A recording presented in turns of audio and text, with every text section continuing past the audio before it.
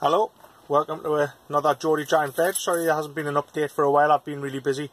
But I'll just crack on with a quick update to show you what's going on around the plot today. As you can see, it's absolutely bleaching down with sun. It's beautiful. Some say it's a bit hot, but the polytunnel hasn't seemed to have been getting too hot. A lot of the onions are suffering a bit with a bit of scorch on the flutes, but nothing major. Nothing that will not bounce back from, if you know what I mean. I'll just show you about what's going on. I've got in the trench here 1, 2, 3, 4, 5, 6, 7 of these giant onions.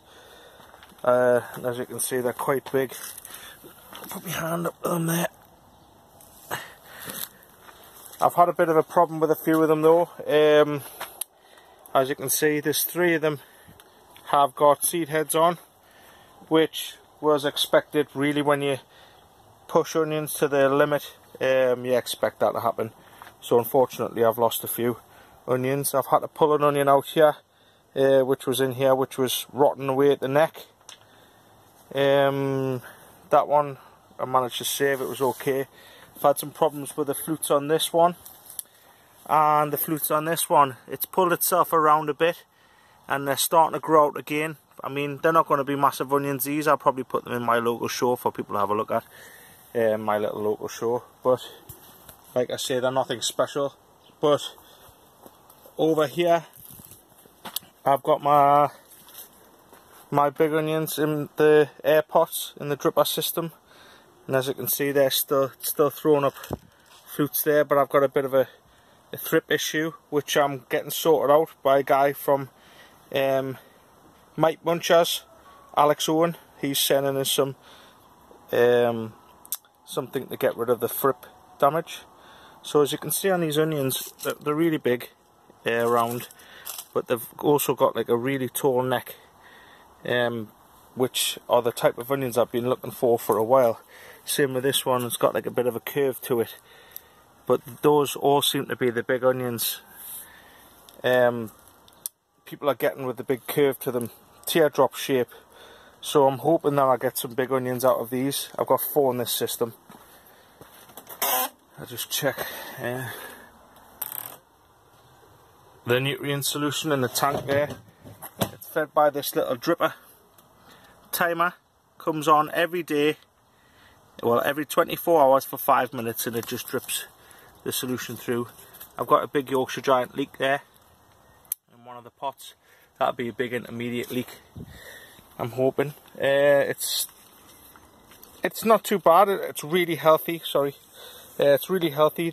The flags are nice and green with it. I'm feeding these on a Mills, with Mills A and B, also with added CalMag and this additive called Vitalize. And well, look at them, they're growing absolutely fantastic. I can't complain one bit. I'm growing a kohlrabi for a show in Wales, and that's it there. As you can see, it's grown quite substantially since the last time I showed you. Now it's about the size of a softball, and it was about the size of a golf ball the last time I showed you. It's getting really big. These leeks have unfortunately gone to seed, some of them. I had a feeling that nearly all of them would, because they were stepping up too high in the neck. As you can see, they were stepping up in huge steps. They were splitting down the flags, and I just knew that there was something not quite right about these leeks, even though they were small when I put them in. So yeah, these have gone to seed. There's no seed heads on the few down here yet, but there's definitely a seed head on this one, and as you can see, there's a seed head on this one here. So they're knackered. I think all them leeks are going to go to seed, to be honest, but I wasn't that bothered. They were just really a fill-up for to put in the pots. I should have really put all the onions in these pots and put them leeks in the trenches, but you live and learn.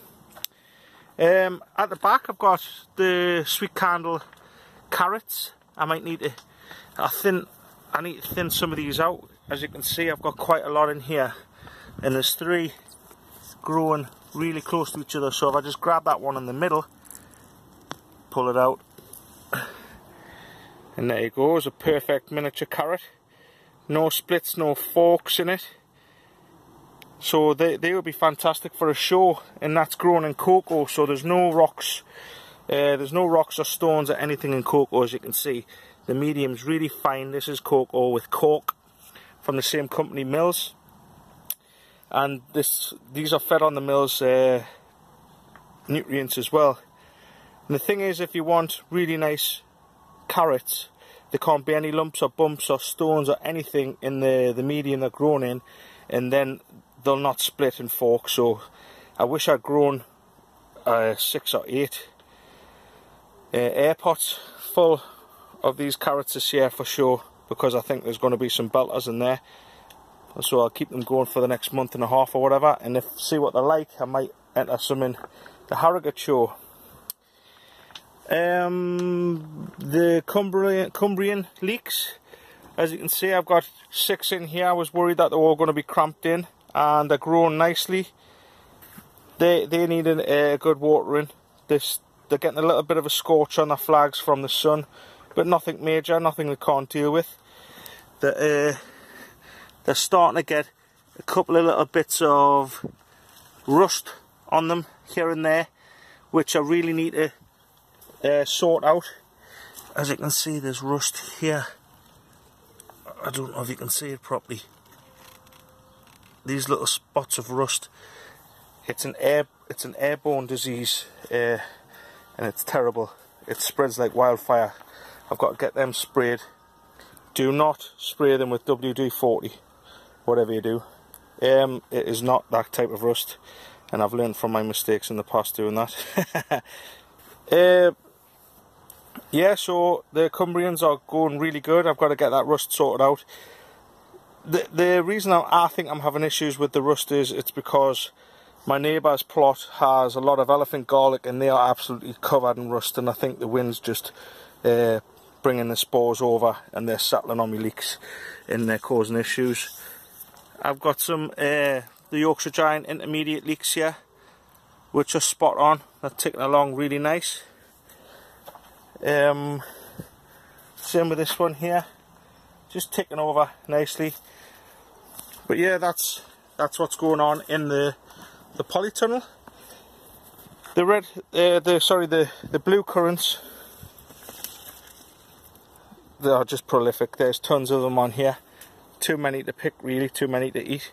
Same with the red currants. You can't really see them looking from the outside, but as soon as you open up and have a look inside, there's just thousands of them. Thousands, all plump, juicy and ready to eat all over. I put some cabbages in, but I just neglected them, to be honest. They needed to go out a lot earlier. Gooseberries, the same. I put the big tub of these earlier on. There's just thousands of them. I'm not going to be able to eat all them. There's tons. I'll show you what's going on in the leek trench with the Yorkshire Giant leeks. There you go. There's my leeks for my local leek show, and they're cracking on. Well, now just put my hand to them. There. I strip the flags down so they don't burst. They get like a knuckle on them. As you can see here, they get like a knuckle, and they tend to start splitting and bursting. So what I'll do is I split down one to relieve the pressure, and the old flag just gets stripped down, and when it's practically dead, I'll thin them off. But yeah, they're all cracking on now, these leeks. These are just fed on water, and every week I give them some CalMag by that company, Mills. Sorry. There you go, look.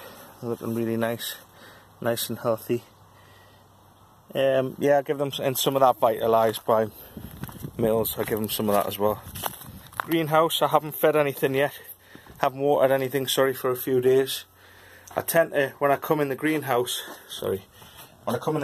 and I tend to water, I put water on the floor as well when I know it's going to be hot, because it keeps the temperature down, keeps the humidity up as well, helps things out.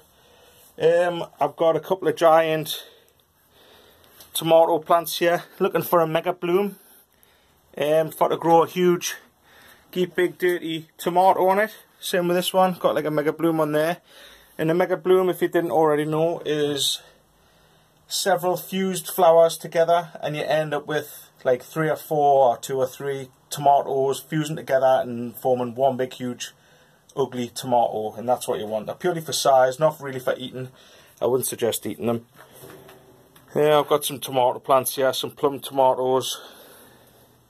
As you can see, there's quite a few on the trusses here. They're all starting to come through. And some sun gold cherry tomatoes. Oops. They're all ready now. Sorry, I know it's really hard to see in here. But they're ready now, ready for eating. There's quite a few on there. I need to start picking some. Cucumbers. I've been plagued with cucumbers. I've got absolutely tons of them. As you can see, they're really good size. There's another 2 there need to go, and there's more forming. I've got another one on this plant. More money maker tomatoes. They're ready to go pretty early. Got these beefsteak tomatoes. They need to ripen up a bit. I had a big vine of crystal apple. I've cut the vine, I've put it down there. They got too big.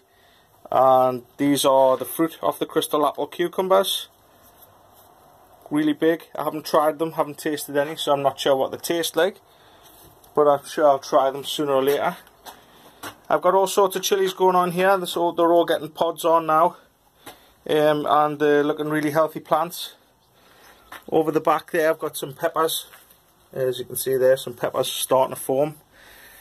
This vine, the loofah vine, all needs wrapping around on itself.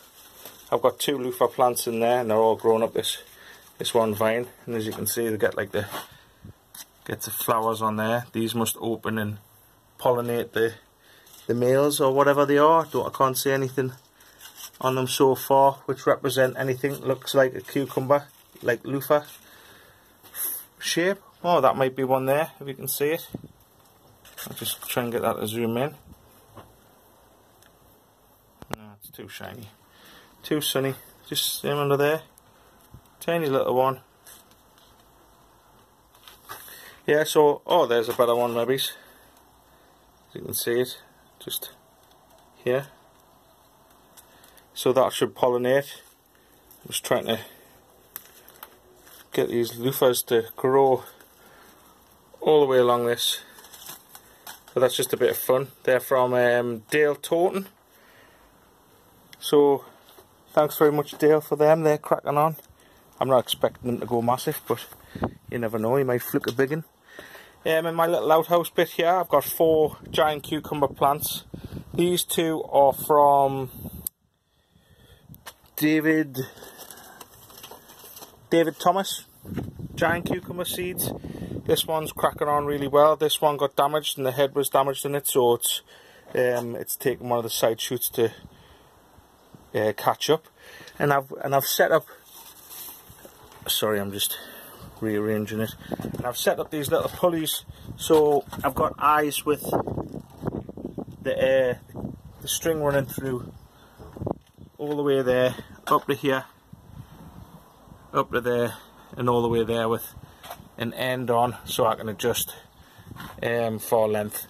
And I want these cucumbers to grow all the way up and all the way up this supported, or these supported ringlets. These 2 here are Peter Glazebrook cucumbers. One's already got a cucumber on, quite low, as you can see. I'm probably going to have to snip that off, might be a bit early. And I've got 4 giant tomato plants here in the big air pots. And they've got like a big mega bloom on, like a big fused flower. So I've got 6 giant tomato plants to go out this year. What I'll hopefully get a big massive ugly tomato off. I think I've grew 2.5 pound was my heaviest, so I'll be looking to try and beat that. I planted out some giant cabbages. As you can see, the pigeons have had their wicked way with them bad boys. So they were from Dean's allotment. So I must apologise, Dean, I should have protected them, but those cabbages you give us have been munched. Strawberries, and get tons of strawberries on. But the birds are having their way with them as well. I really should have covered them. And my giant marrow plants, I've got 3 in here. They were just rejects which have been damaged. I've got this plant here which seems to be growing spot on. It's about 4 to 6 foot long. It's starting to throw out some good leaves now, and I support them with these little cross canes to stop the end vine getting thrown about in the wind, as you can see, and I bury the vine every so often. And the same with this one. This one's my biggest plant. It's quite big, it's branching out now. I'd say it's about 10 foot long, and it's got 2 outcrops, out vines, and 1 vine pushing out from the back. So I'm hoping to get a plant set on this within the next fortnight, 3 weeks maybe, and once that's set on there, hopefully it should start growing. I've just got my little water sprinkler on there, and I've got this big bowser which I'm going to link up another timer and put some feed in here, and then when the timer comes on, this will all be hosed off, and it'll just supply these marrows with a feeding solution. I got a lot of Gladiola Bulbs, specialist glads, from a friend, so I put them in here, and I didn't know exactly where I'd planted them. You can see them, they're all starting to come up now, but all the weeds have grown through, and I'm scared to walk on them and weed it all because the glads are going to get damaged. So what I've decided to do is I've just left it. I'm just going to leave it, and hopefully when the glads pop up I can put canes on them and support them, so I might be able to get a couple of Gladiola in some shows this year. But next year I think I'm going to either put weed suppressant down, cut holes in, and plant the glad bulbs in holes so there's no weeds coming through, and it looks a lot neater and a lot more cleaner. Yeah, so that's pretty much it, to be honest. There's not much going on. I'm happy with that plant. It's took off now. It was really slow to start with. It's getting battered by the wind. Next year I'll be putting some wind protectors on. This one seems to be doing alright. It's got all this area, and these 3, I may as well just dig them out. They're knackered. The main vines on them are them 3 are snapped, so they're no good. But yeah, I'm over the moon with my onions. I'm just going to take a quick measurement for you while you're here and show you if I can do it while I'm filming. Excuse me just for 1 second.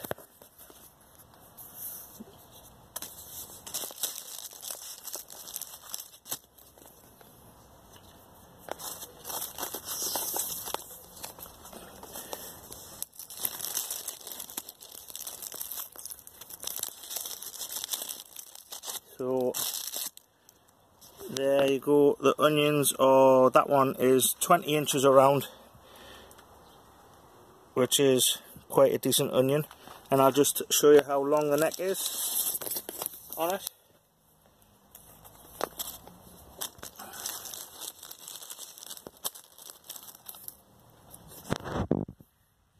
And the neck is